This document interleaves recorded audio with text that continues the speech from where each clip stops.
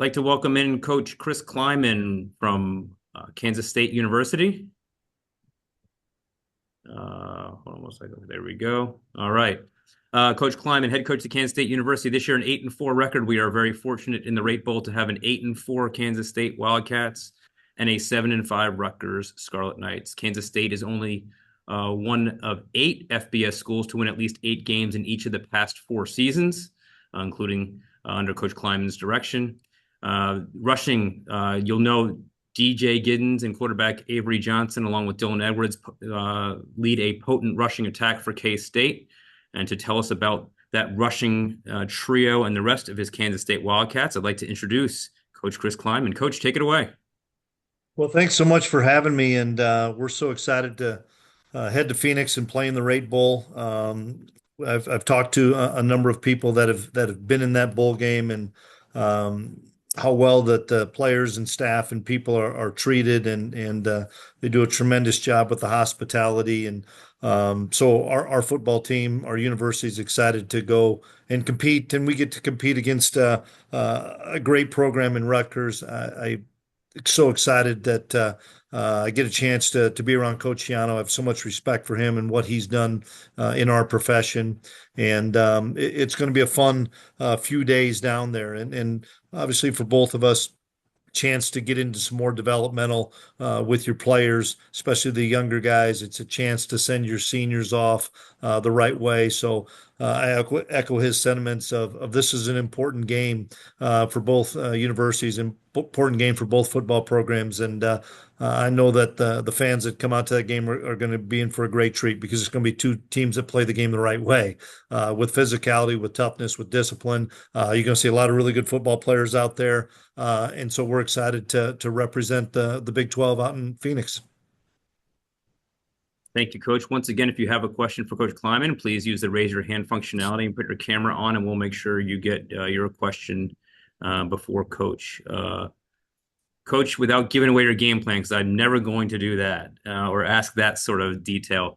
But what should we look for when we see your ball club out here on December 26th? Yeah, well, we don't have a game plan yet, so you wouldn't be giving anything away. But I think, we really are similar to Rutgers as far as running the football has been kind of our staple, and the challenge for us will be able to stop the run, and that's something that we pride ourselves on. But I know Rutgers does as well. Two teams that want to win the line of scrimmage, and so for us, we got to do a really good job of being able to execute our run game, being able to do a good job defending the run, and then the explosive pass plays that both teams want to try to get off that run game.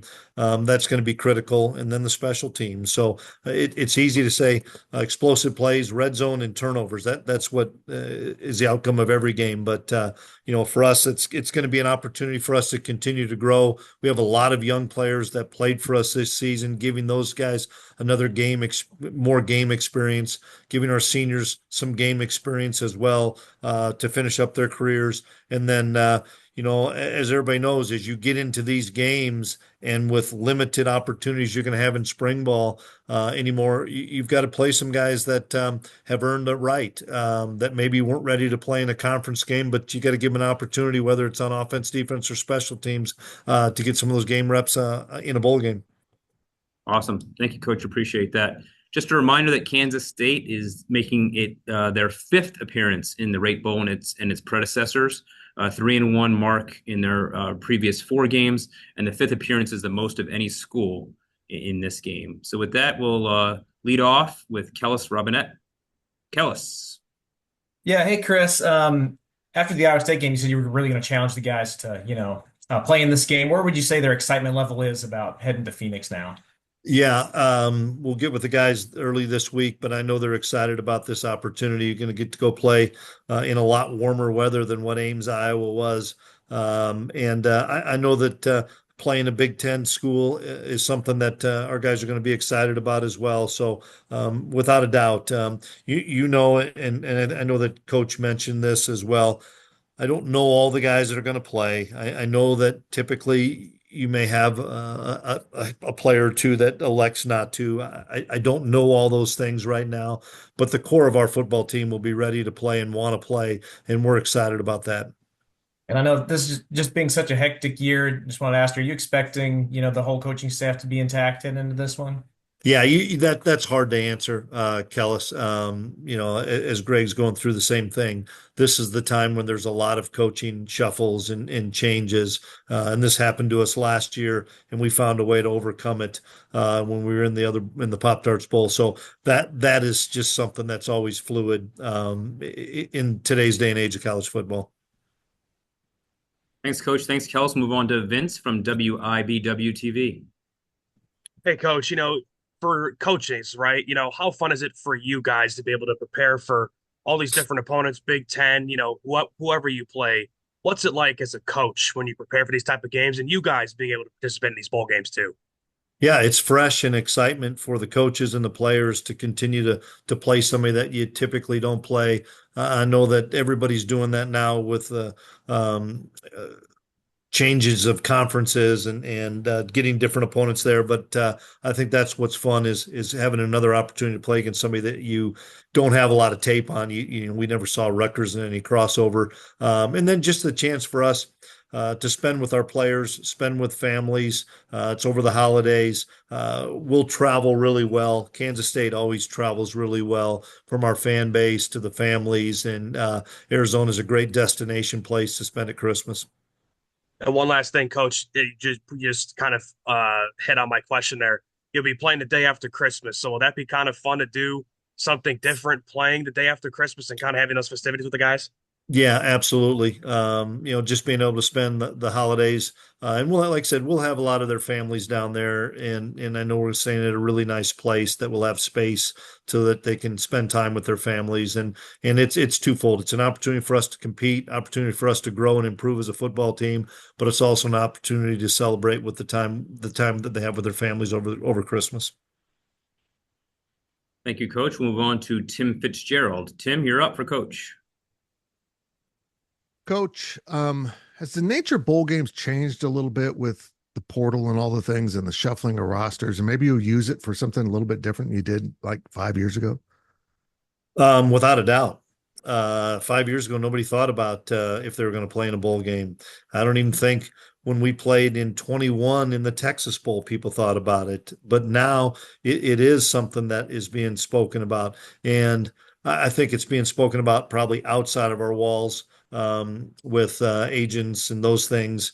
And people got to make an educated choice for themselves. I'll tell you, Cooper Beebe played last year, and it didn't hurt his draft status. The kid was still drafted in the second round and maybe even have helped it. So that's what I hope our kids learn from the opportunities like Coop had to play in that game and still be selected really high as a draft pick. But no, it has changed, and that's why we've got a busy week. We've got finals this week. We're trying to sneak in a practice. We're trying to get a couple of lifts in, but I know it's a hectic week because of the amount on these kids' plates academically. So we'll meet with them a little bit this week, but our prep will really get going towards the end of the week. And with NCAA rules, are you able to access your whole roster, the red shirt thing?